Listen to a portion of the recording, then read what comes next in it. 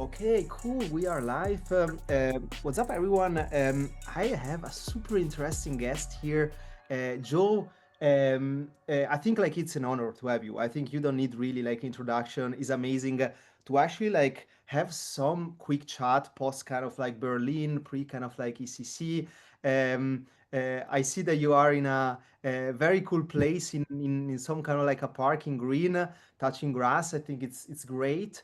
I would love to kind of like just jump in a couple of questions, really like trying to understand like who is Joe, what drive you and motivate you to this kind of like passionate kind of like technology change. But let's start with a very kind of like basic question, like how you got really into the space. And I'm defining you always like as a technologist. How kind of like how everything started, basically.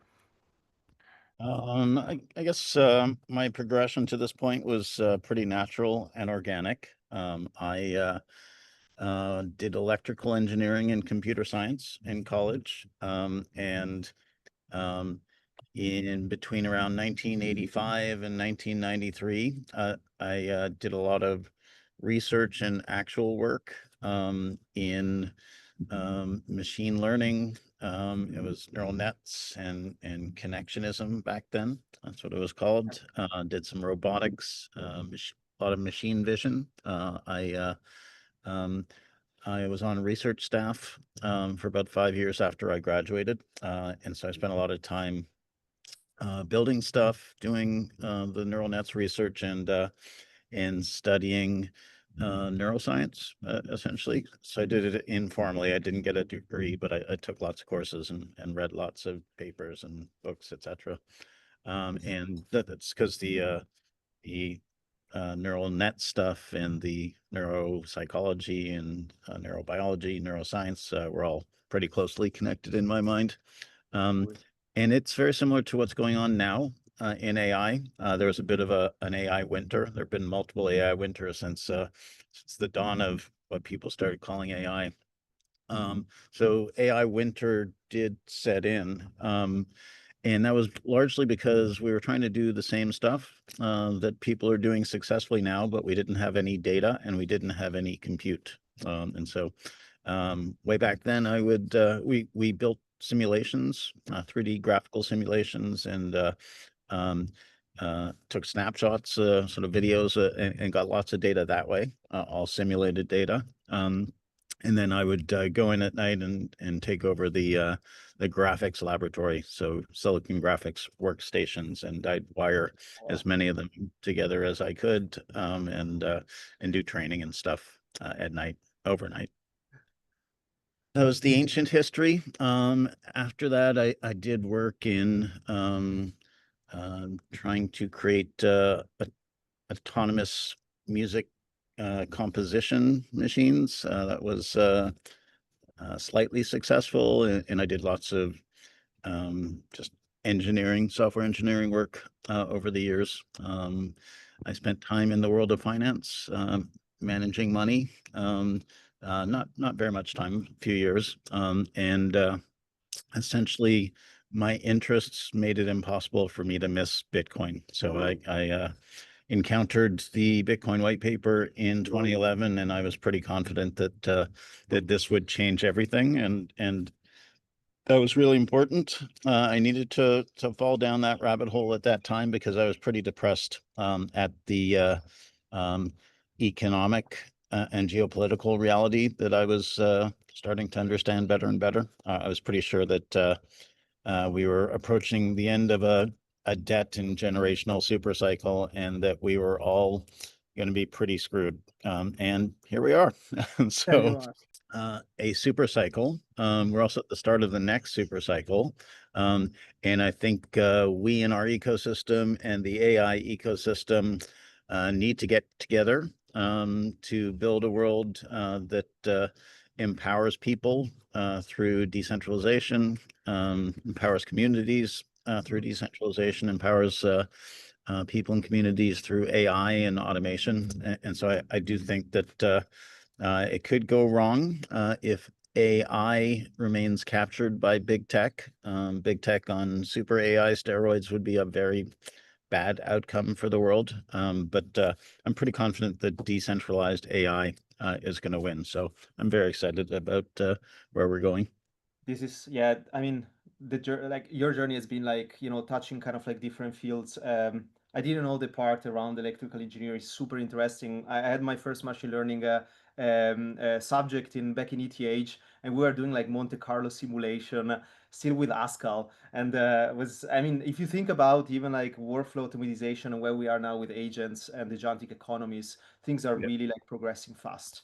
And I think like, people always like seeing you like having seen so much from both also the traditional and TradFi world, and seeing all the kind of like Web3 paradigm kind of like shift from like even like from identity and attestation. I think like you're kind of like a true kind of like bridge kind of like leader. And I want to just understand like, what drive you kind of like personally to take up this kind of like role as kind of like bridge builders between this kind of like, TradFi and Web3 role. Because I think is extremely how you're doing it is really with passion. And I feel like there is always like something on the ground that is really driving you. And I think not just how you're speaking, but also with facts, how you're actually doing things. Well, I didn't set out to be a bridge builder. I have been lucky enough to be able to explore what I want to explore, either on my own time or for work. And I've always had a wide range of interests. So I guess if I can articulate things decently and I have a wide range of interests, then that makes me sort of useful as a bridge builder. And why am I doing this? Essentially, um, because I have to, because we all have to. We all have to take personal responsibility for where we are in this situation.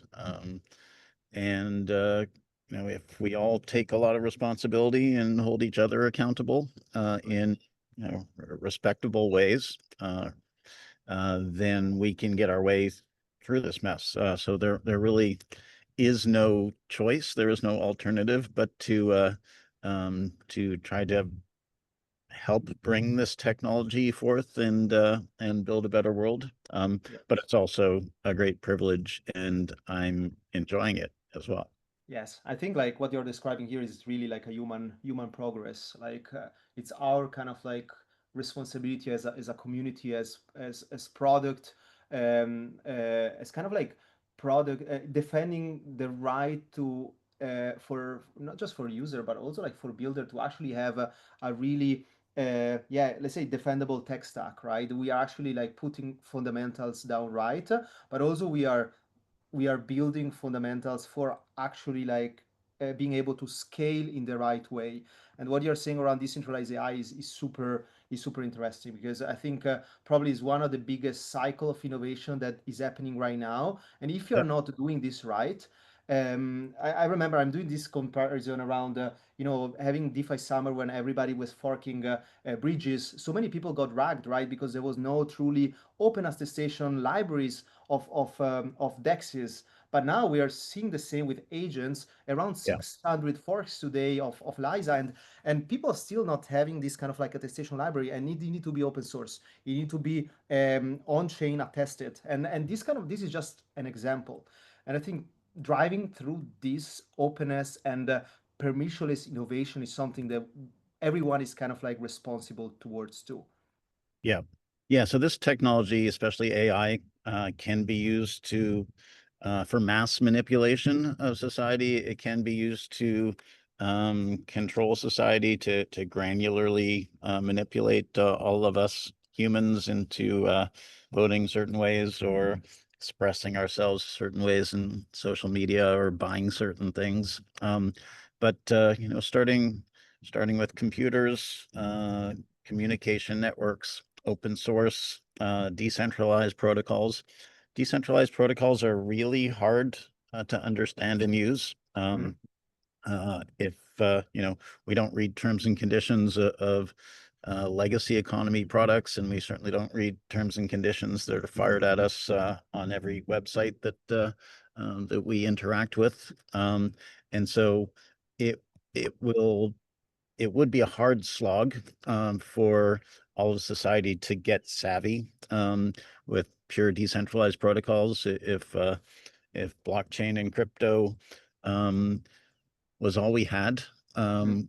I hope that it would be adopted because it's so important. But now that we have AI tools, we will have digital twins of ourselves, personal agents that understand us, that can do our bidding, that know our preferences, that actually care about us because we're bonded to them in a sort of lifelong, perhaps mentoring, perhaps ownership in a sense, bidirectional ownership kind of relationship. And so we can now understand and use blockchain technology as we interact through AIs more and more as AIs get built into user interfaces and wallets and applications. And so if you think about AI and open source and crypto and robotics automation technology, we actually finally have a viable liberation technology.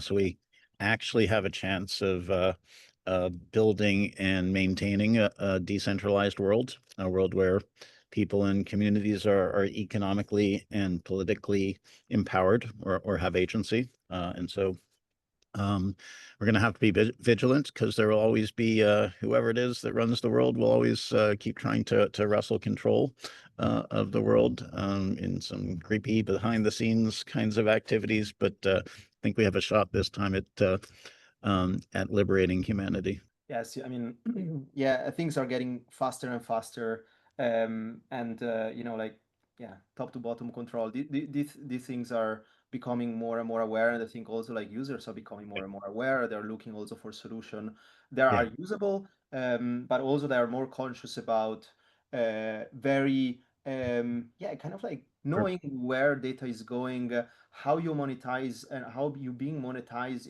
I mean, I think having control Yeah, of actually your action. yeah, yeah. So it's rights. It's related to our identity. Jack Mallers talks about morality. Bitcoin is a morality technology. Another major element is the money. Yes, So Ether and Bitcoin are both operating on incredibly neutral platforms. They're uncensorable, and nobody can take your Ether or your Bitcoin away from you. Um, Unless they do some seriously illegal things, and even those are very hard to perpetrate. And so um, all the pieces are lining up. I agree. Yes, and I think like one thing is, and we are almost like kind of like coming at the time, but I've been thinking about a lot. Like I'm seeing during those years also like your work, how everything is kind of evolving, and one kind of like name I thought about a lot. Right at the end, I kind of like thought about like something defining also Joe has kind of like you are a very patient. Think about like all the people that want to have like want to have change, demand change world kind of like overnight, but you always seem very kind of like you believe in strategic patient, right? Some kind of like patient revolutionary. But where this kind of like philosophy come from? Like I think like your like vision, it's like vision is also long term, right? And I think understanding what it takes for actually having long term vision is a very difficult kind of like task. But where this is coming from? Maybe I'm just pragmatic. Mm, We for millennia we've operated in a top-down command and control society. And that did great things for building society, but it did shitty things for 99% of the people in society. Along comes Satoshi Nakamoto, and he invents this absolutely profound concept of decentralized trust. And suddenly we can all inspect and use the new trust foundation, the database of the world, where all transactions are ordered and yes. are inspectable and auditable and verifiable. And upon that new trust foundation, we're building decentralized finance to make finance more open and accessible and less corrupt and improperly manipulable. And we're now in a moment where we're actually onboarding TradFi to DeFi, which is Yeah. so cool, so exciting. And so it's been years of building enabling technology so that we could get scalable in the Ethereum ecosystem. And our time is now. So Yes. we need it. We're really getting close to smashing up against a brick wall at the end of this super cycle. And Ethereum is now ready. It's our broadband moment. We're scalable enough, we're affordable enough, we're usable enough, especially as we get more and more AI into our situations with intense-based architectures and solver networks and AIs. It's wasn't really legal to operate in the decentralized protocol ecosystem in the United States until very recently.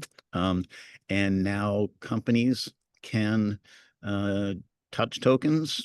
They can issue tokens. They can participate in DeFi and the best and the brightest builders, either in the traditional economy or in Web 2, who would have been crazy to jump into our ecosystem and try to build applications before, are now recognizing that they can build of, by, and Yes. for communities rather than in an adversarial relationship to their users. And using Web3 primitives will enable the best builders to build really cool things, evolve Web 2 to Web 3, the re-decentralized web. And so we're about to have a lot of applications on layer 1 Ethereum, on layer 2, on layer 3 Ethereum that will bring in billions of intelligences, human and machine. Yes, I mean, scaling through communities is a true and genuine kind of like there is the only solution that I think like is really valuable and give actually like much more really power back to the community. I think this is a truly kind of like way where we are going right now. And I want to also mention, I mean, you touch, I mean, past of the latest tweets, right? Like you say, the Ethereum values even right now lies in all like all the Ethereum value lies in being the world's most trusted programmable asset. And that we are building, you are building a trusted based financial infrastructure. So obviously we said it already, trust is a human concept.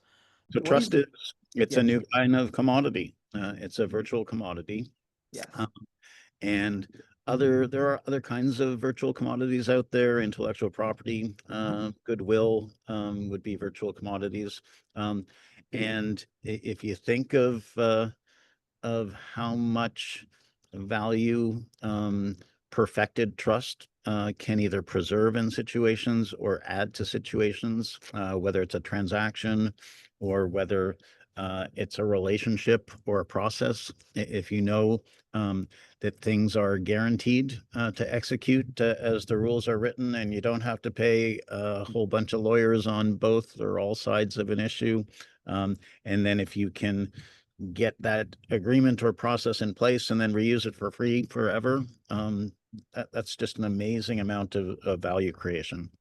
yeah, Then you can do that more times per unit time. So you can just keep doing transactions more quickly and more densely, or making more agreements, or running more processes. And just with the value of compounding, you're going to be constantly compounding new value creation much faster in the economy. yeah, I agree. I agree. And I mean, you've been around now for a long, and like not just a decade, even more. You're not just fighting, regulatory battles. You're not just building infrastructure. You're not just convincing institution. What kind of like, when you wake up in the morning, like, what keeps you kind of like going? Like when, especially when you have this kind of like resistance moment when they're so strong. Well, I don't really worry about resistance. I worry about paying attention to what's going on and moving towards goals. There are infinite paths forward towards your goal, even if you have to go sideways or backwards for a little while.